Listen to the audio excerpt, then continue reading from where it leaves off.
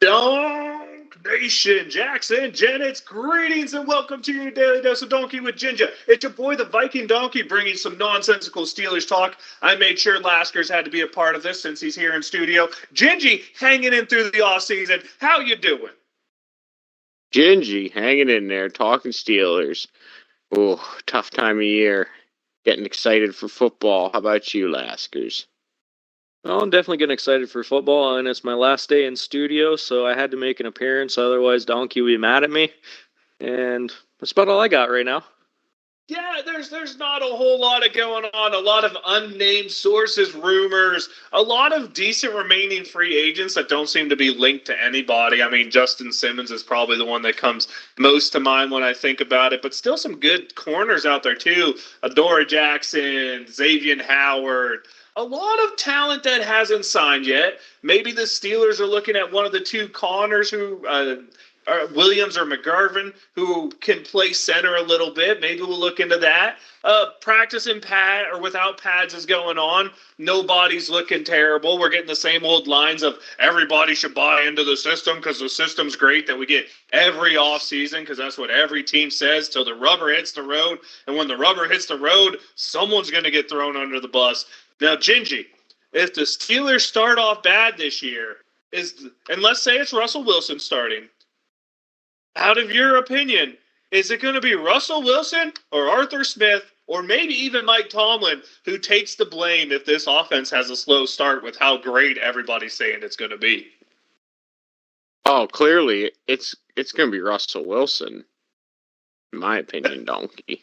Fair, and that might lead into something I want to talk about later. Laskers, your thought on this? I agree with Gingy, but the question is, what are they going to do about it? Well, clearly they're going to let him play until either Mike Tomlin job's on the line or half the season is done because that's just the Steeler way. A lot of good draft picks that people are really happy about seeing. I want to ask you two here. We'll start with Laskers on this one. How many rookies do you actually expect to start a game before Week 5 for the Pittsburgh Steelers? 2. Oh, wow, that's a bold number. Who are the two, or are you just saying random? I'm just saying random numbers. Yeah. Gingy. Rookies. So we've got starting or seeing the field? Starting. Seeing the field's not really fair because special teams, there's going to be at least probably 3 outside to 4. Outside of special teams, seeing the field, like having a valid touch. Or starting. I can go with starting. I can go with starting because I'm going to go with Smith. Arthur Smith is the mastermind of 12 and 13 personnel, and that means Troy Fontanu, if he doesn't get a starting job, could see a lot of snaps and goal line packages. And we know Roman Wilson is going to see snaps at some point, maybe not even number 3 snaps, but snaps at some point. So clarification is, a guy who, let's say, plays a minimum of 25% of the snaps in multiple games by Week 5 or starts a game by Week 5 for the Pittsburgh Steelers. Yeah, that's what I was going to follow up because I am talking about Laskers saying 2. I was trying to figure out which 2, and the only chance at 2 would have been the 2 that you mentioned, Donkey, and that would have been Fatnow and Wilson, right? Well, no. The big bet would be Zach Frazier winning the starting center job, right? Okay, that's the one that people are penciling in already. Yeah, I'm gonna say 1 then, and it's gonna be that one. Now that you bring that up, absolutely, because we don't have another center, do we? Apparently, right now penciled in as the starting center is Big Bro Herbig. So, as of right now, Big Bro Herbig is the Pittsburgh Steelers starting center. Yeah, no. Before Week 5, it'll be Frazier. Okay. Really, the guy that I think you could be looking at, and it's purely due to injuries in the past and maybe injuries going forward, is don't be surprised if it's Wilson, right? The 3rd-round draft pick out of NC State.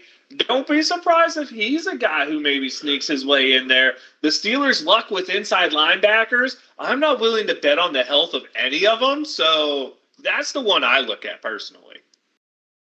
which would give Laskers the 2 right there. Solid pick. I kind of agree. Yeah, I could still see 2 happening for sure, but I'm thinking 1 is more likely.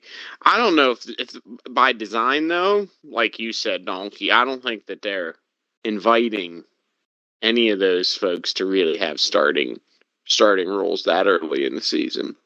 They're certainly not. That's not the Steelers' way. Even if you're the best player as a rookie, you don't get to play from the get-go is the way it is. We saw that with Broderick Jones. Speaking of Broderick Jones, let's get into point number 2. What do you make, Gingy, of starting players making these little sly comments that are allegedly, what do I want to say? Allegedly being nice to the other player or giving kudos to the other player, but seems like a really snide thing to say, I need to play here because I can't play anywhere else. We got Dan Moore Jr. going out and saying, man, Broderick Jones is doing a good job learning a position that's not natural to him. He's a lot better at right tackle than I ever could be. You know, a sly shot saying, I don't want to lose my starting spot and I'm not going to play right tackle. I have to stay at left tackle where I look trash, from Dan Moore Jr. But then we also got Russ Wilson see him to run away from the quarterback competition idea by going, of course, if they want to give a package to Justin Fields, that would be a smart thing to do. I would love to see a package for him. In other words, saying, I don't want him to come for my job. I want him to get 10 snaps a game. And then he follows that up, 2 days later by saying, man, Justin Fields is a really good position, or a really good player, a really good athlete. Maybe he could play somewhere other than quarterback. What do you take of these veterans seeming to be scared of these younger guys who are going for their jobs by giving them these, let's call it, backhanded slap in the face compliments, Jimmy? Well, Donkey, let's not understand this is a business. This is a competition, right? Justin Fields is formidable competition for Russell Wilson, right, in my opinion. So him trying to secure the starting spot, this is all conjecture, right, in June.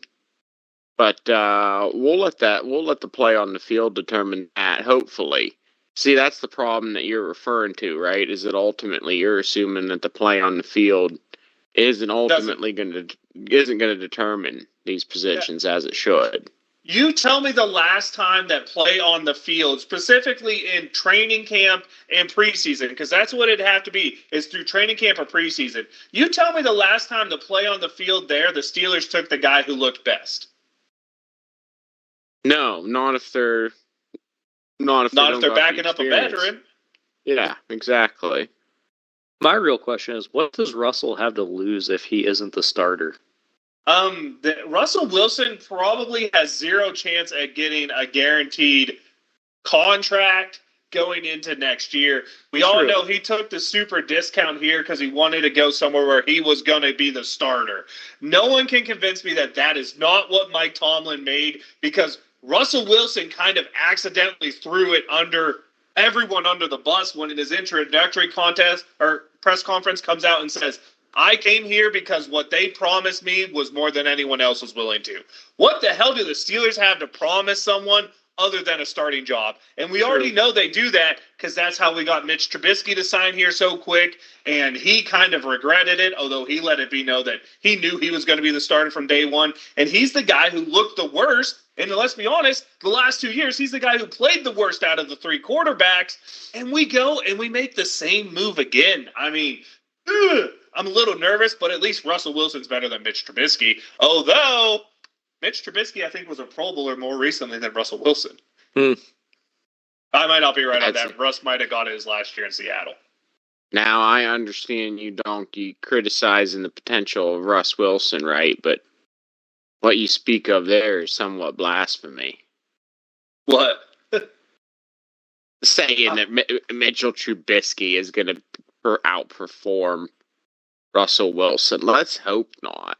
Let us hope not. All I will say is I think Russ Wilson will be better because the system will be better. I think Mitch would have been better in a better system. I don't think Mitch is starter caliber quarterback. I feel Russ is a bottom barrel starter right now at this point of his career. So I do expect Russell Wilson fully to be better than what Mitch Trubisky was, just as a player, as an all-around. But to ignore the 2 good years that flash in the pan Mitch had would be kind of rude to him. Because let's be honest, he was a guy that a lot of people said Chicago did a terrible job drafting, but then he came out in his rookie and second year, man. He was a guy that a lot of people were like, hey, maybe we missed the boat on this guy. And then he kind of fell right back off the cliff. But to be fair, you get killed in Chicago. They do a terrible job developing quarterbacks. He went, it was a backup in Buffalo, and then he came to Pittsburgh, and man, if there was one team that knows how to exploit their quarterback's weaknesses, it's Matt Canada and the Pittsburgh Steelers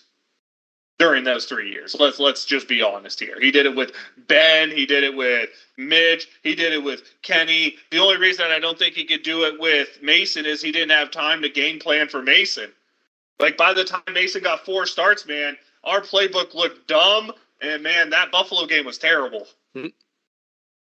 Yeah, it really did. There was no running design. There was no good passing design. I don't even know what was going on there.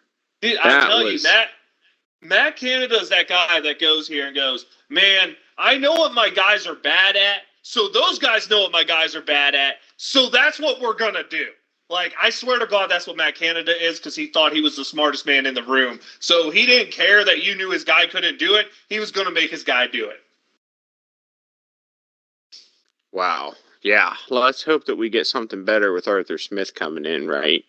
We will. We'll have competent play calling, and that's a good thing. We should have at least starter quality quarterback play. If it's not from Russell, then you got to let, obviously, Fields step in. I'm not sure we're going to play the better of the two guys, but we're going to play a guy who, at least, unless he's fallen off a cliff, is starter level. The question is starter level enough with this offense to get it going? Is there an acquisition that's still to be made out there who can make it happen, right? Does Hunter Renfrow come over and give us a slot receiver that works really well to pair with an outside threat in Pickens and a tight end threat, whether it be Darnell Washington stepping up or Pat Freiermuth finally stepping up and being healthy, to give this offense the ability to take the pressure off these linemen who, let's be honest, didn't play well last year. Isaac Seumalo withstanding.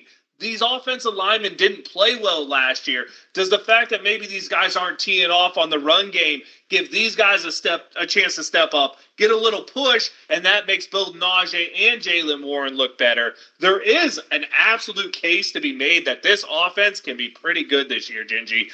But at the same time, the same case can be made that this offense is going to be bottom 10 in the league, right? Yeah, at the same time, you don't know which way it's going to go, right? Because we need a number one, and otherwise we don't have the ability to make defenses plan around anybody, and that's what you need in the modern day NFL, right? Unless you have superior execution, like Tom Brady level execution, okay, that can also win. But like aside from that, like a Kyle Shanahan system, like the guy in LA system, like Andy Reid, right? You have that coach who is the difference maker. Right. Who's really going to call timeout and call play that's going to out-scheme the guy on the other side. The Steelers have never really been that. They're a game plan. Yeah. We're going to go in with a certain plan, and we're going to either win or lose and come out and reevaluate. That's their style. We're a team, and Mike Tomlin said it before, and he said it so many times it has to be true, right? We're a team that wants to play you 13-10. Mike Tomlin's idea of how to be a winning football team is to be that team that has more steel in their veins. And I'm going to be honest, that's what scares me about this year more than anything is Mike Tomlin's play style. I'm not sure we have the firepower to keep up with those good teams when we get there. When you're talking, our best offensive weapon is the level of T. Higgins. And most teams that we're talking about have at least 2 or 3 guys who are that level or better. And right now, I think George Pickens is on that level, but we don't have a number 2 weapon.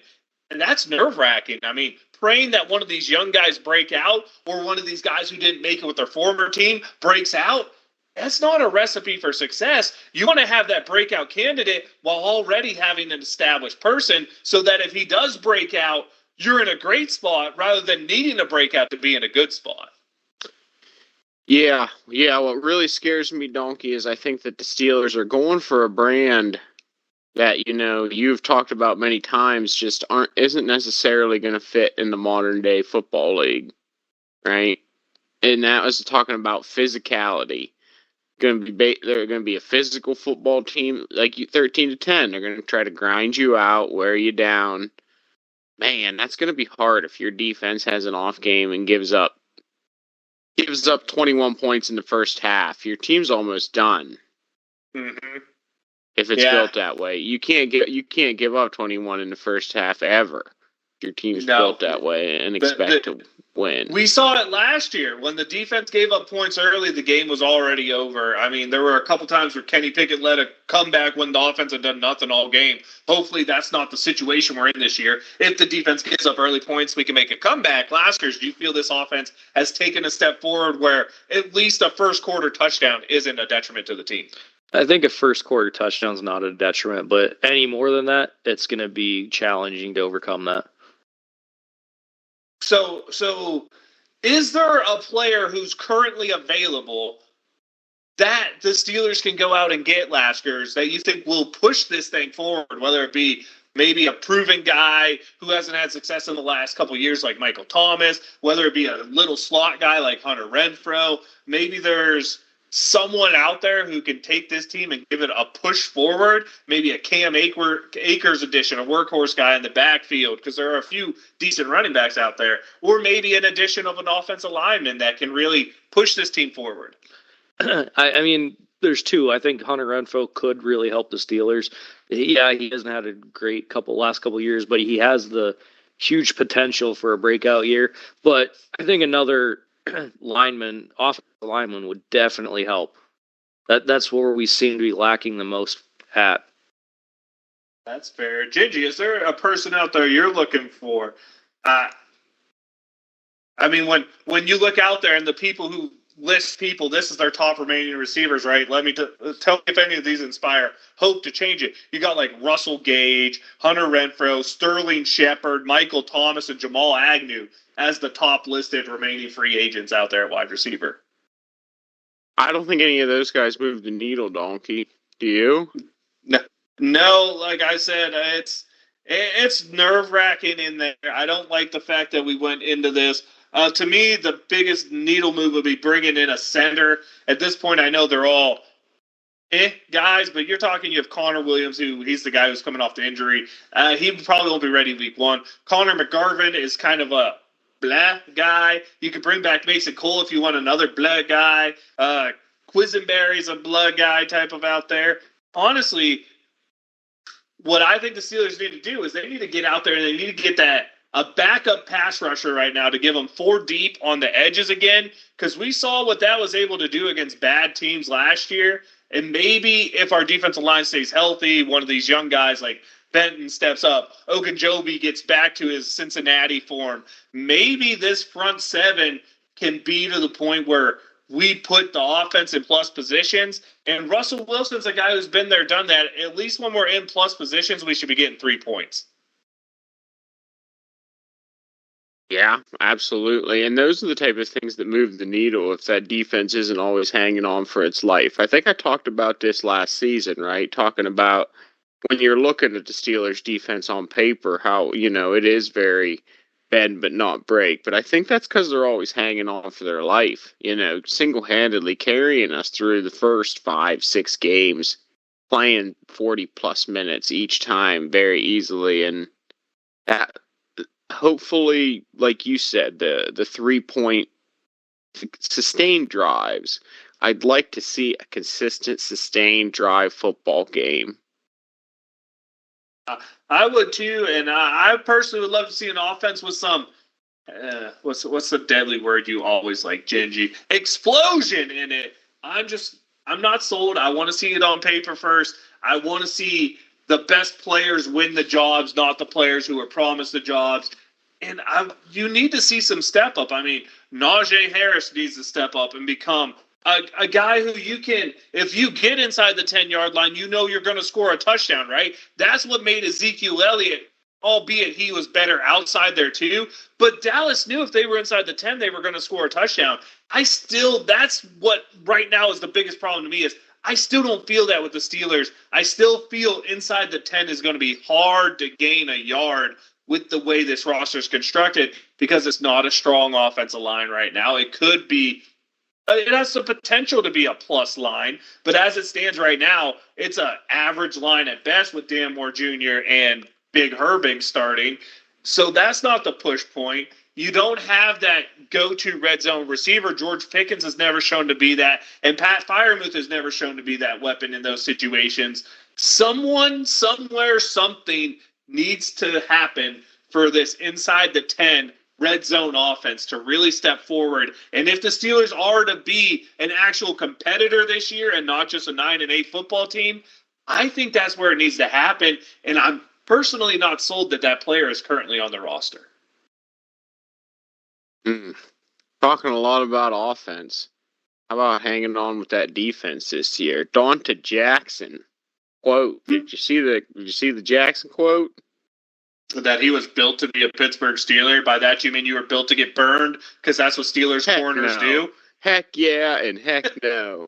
Chin up, donkey. That's what I'm talking about. Built to be a Steeler, not built to get burned. Yeah, he was built to be a Steeler. He gets burned like burnt toast. He gets beat like his mama just took him out back with the belt. He gets hung like he's a sheep on the clothesline. I mean, dude, he is picture perfect Pittsburgh Steeler cornerback in the past decade.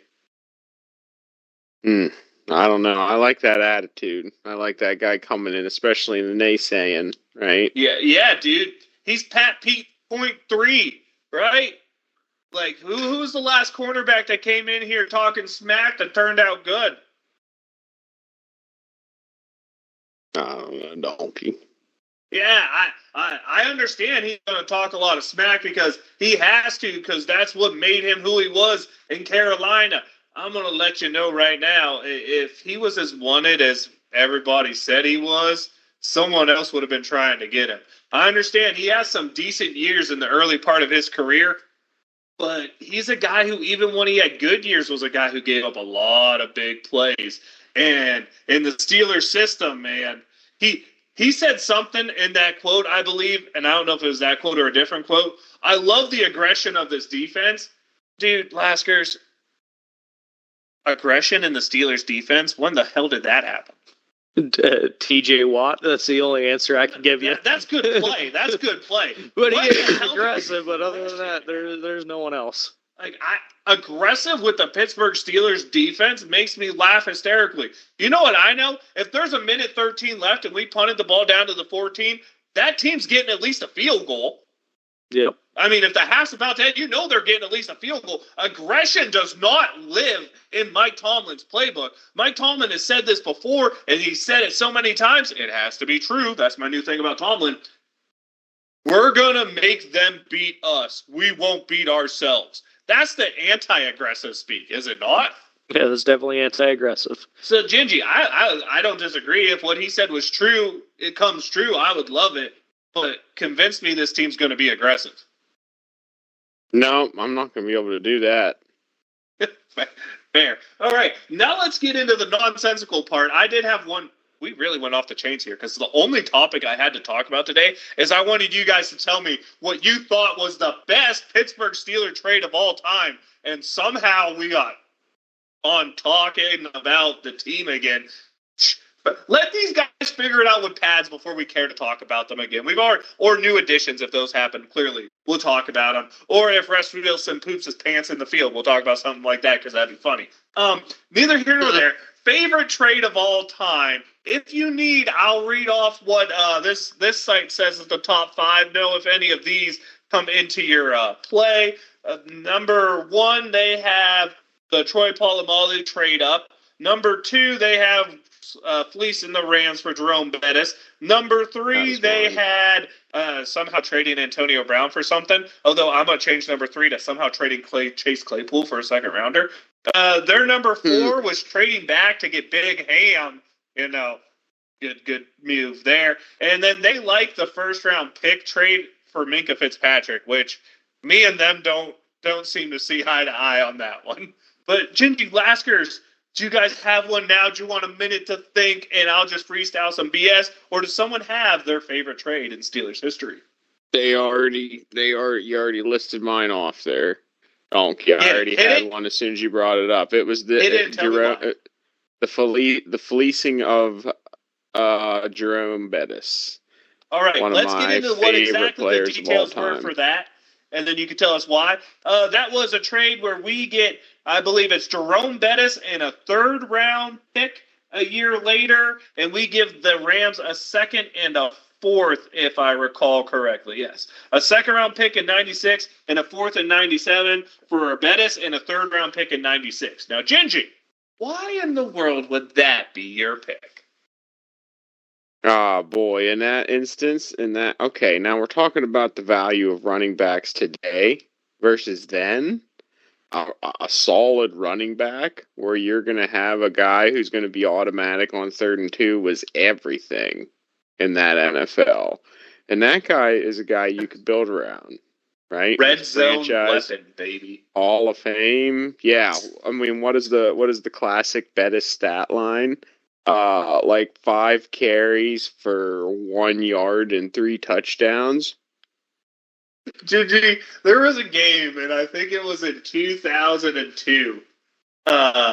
Bettis is running down the field, and there's no one in front of him. But instead of running towards the goal line, he lines himself up to run into the guy who's closest to him because he knew he wouldn't outrun him.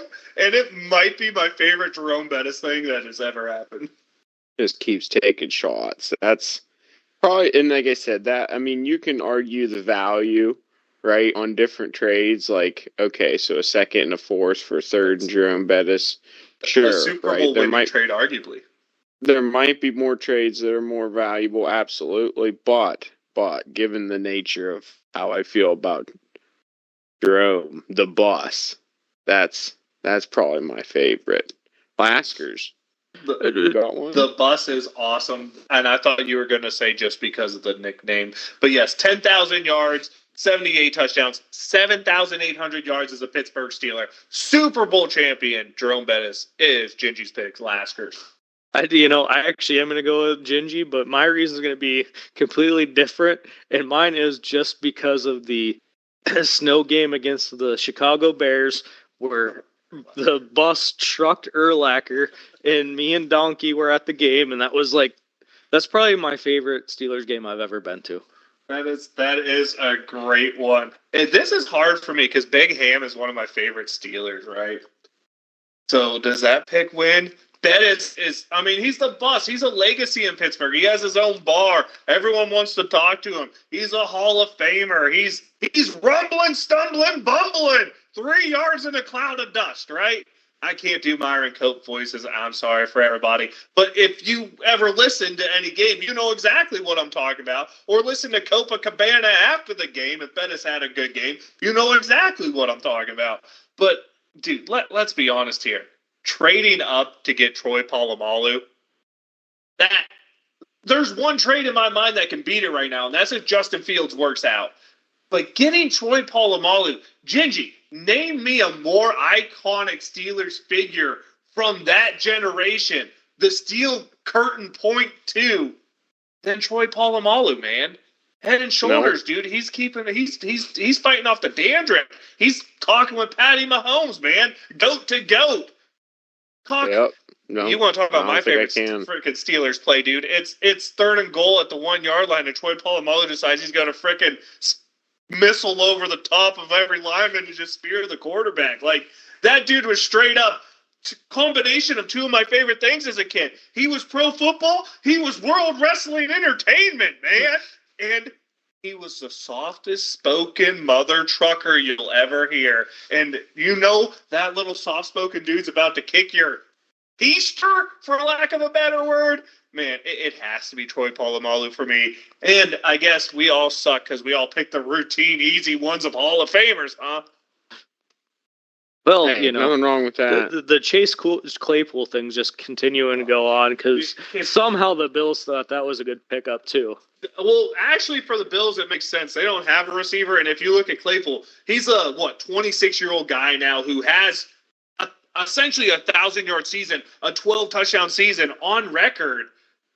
Maybe he just needs to get to a system that works. Because let's be honest here, does anyone think Chicago's system works?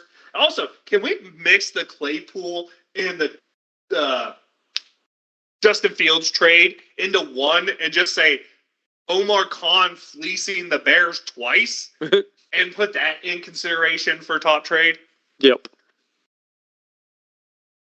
Yeah, We'll see how it works seriously. out for us. You look back and you think of some of those. I don't even know if there was a loser to pick out of that list outside of Minka Fitzpatrick. I don't understand that one. I mean, the trading of wide receivers for things after they've gone cuckoo for Cocoa Puffs, the Steelers seem to have on pace to do. The trading back in a draft and getting not a Hall of Famer, but let's be honest, an all-time Steeler great and arguably the best run-stopping nose tackle since I've been alive, and Big Ham is a huge thing. Trading up in a draft to get a Troy Polamalu. Somehow fleecing the Rams to get a Jerome Bettis, but I understand that. They were sold in Murder Man Phillips before he went to jail, and Bettis didn't have the greatest year. I mean, as a matter of fact, didn't he win Comeback Player of the Year the first year with the Steelers? I have no idea. I believe the year we traded for him, he ends up winning Comeback Player of the Year. You can't go wrong with those. Those are fun trades. How about, do you have a trade in your mind, and it's fair if you don't, that the Steelers just absolutely, for lack of a better term, screwed the pooch on? Do you have a trade that was terrible in your mind, Gingy? Ooh, trade was terrible.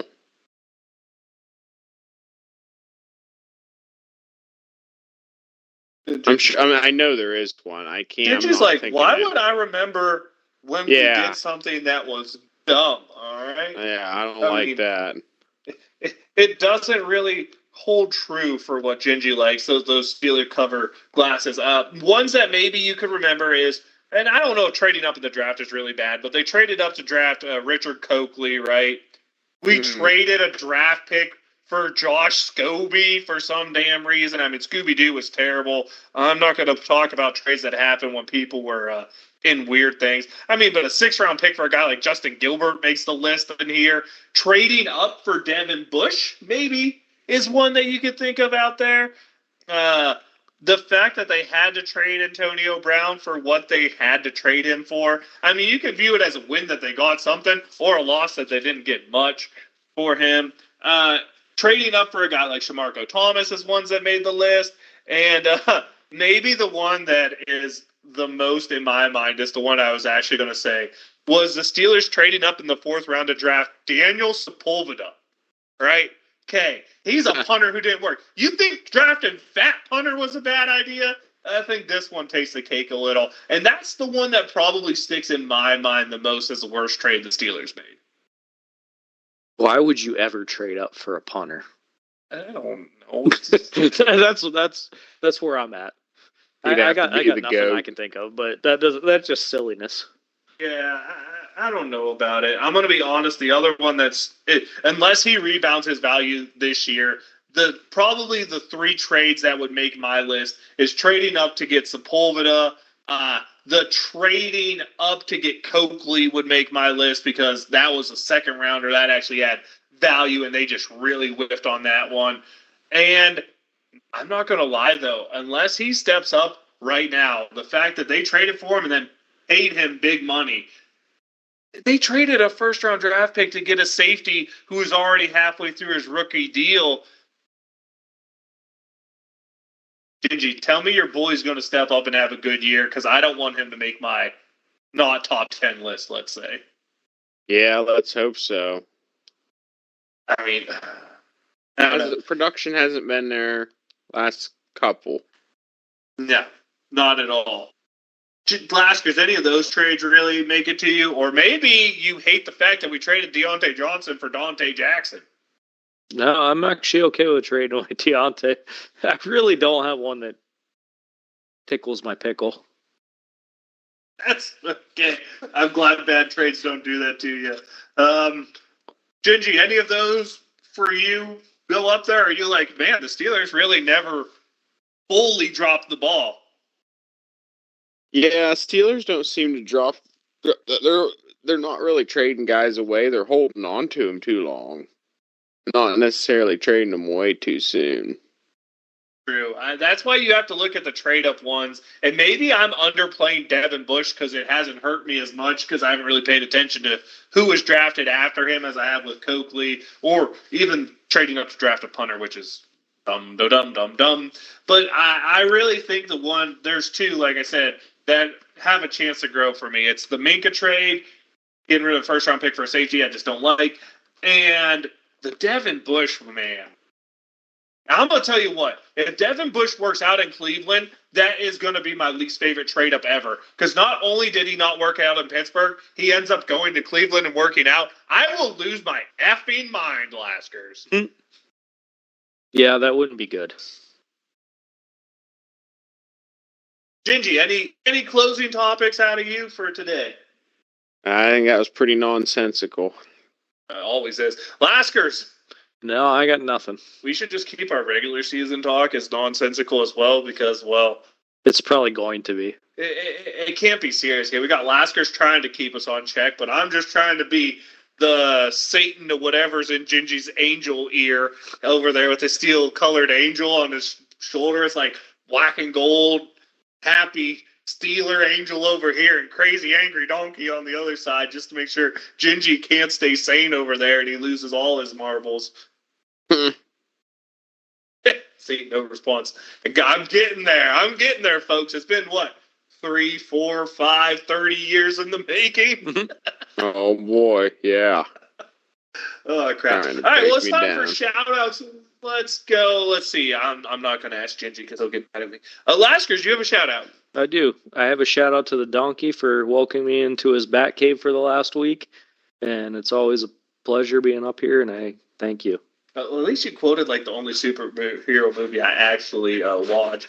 Yeah, shout out Lasker for making it all up here. It's a long journey. And shout out to all the Steelers who are right now in OTAs that are on tryouts that aren't going to make it. Because you know what? It sucks to lose your dream. Also, shout out to the USFL for somehow still spring football going on. And people are actually semi-caring, surprise or not, Gingy, that people are actually watching spring football. I don't know. I mean, this time of year is pretty dry. I'd watch it if I saw it on. Fair enough. I guess we'll just sign it out now. I'll let you know on the Viking Donkey. It's Viking_Donkey on Twitch and Twitter, the X that is. If you reach me there, you're really good, so congratulations. This is the Daily Dose of Donkey with Ginger.